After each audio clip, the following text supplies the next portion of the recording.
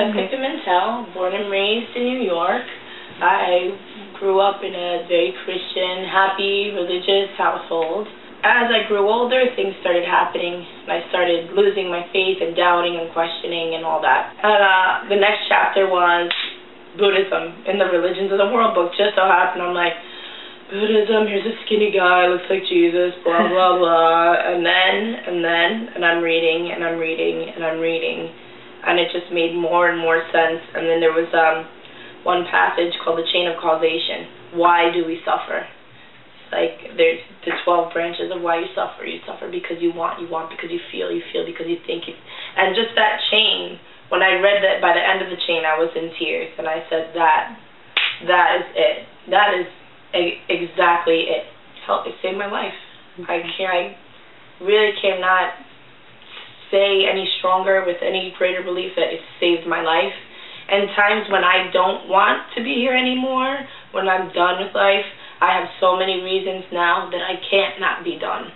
Wow. Because I've made promises, I've made vows, I've taken on responsibilities. I have to think of how my actions affect others. And when you stop thinking so much about yourself, that's when you things get into a little bit better perspective as to how your actions affect an entire community or the world or the universe, so to speak.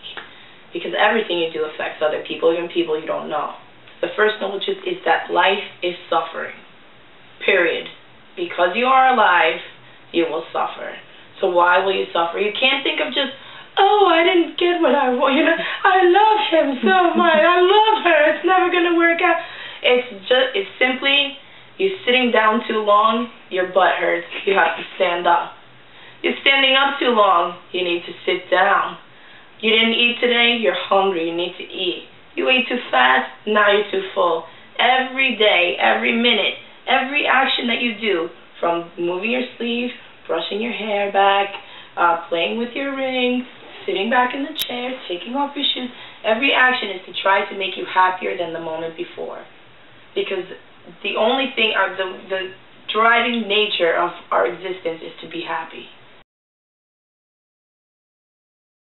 You have the snake, the rooster and the boar. The snake for desire, the rooster for anger, pride, hatred, and the boar for ignorance. The ignorance you get.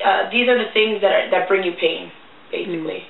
The desire, that's what we want all the time, right? Hatred and anger comes from another place, and all it does is bring more negative feelings.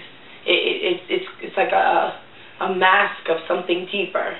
So when you're attacking people with that hatred and anger, it just festers in you. It's like the high. They call that the high, and the opposite swing of that is depression. So somebody that's angry all the time, angry at their parents, angry at the world, angry at other people, they're usually very depressed. So that's like the high and low of that negative emotion. That's the same umbrella of darkness. And ignorance is really just not knowing any better, not knowing the way the world works, not believing in karma. I believe very much in karma. Someone comes and attacks you. It's like you have the karma to see it as an attack, or you have a karma to see it as someone reaching out for help. If you're not strong enough to deal with the poison that is being thrown at you, which is also coming from your mind, your karma, then it is okay to let that person go. So if you always have something that is very grounding and very humbling, you'll know that when things are bad, they will get better. When things are good, they will get worse.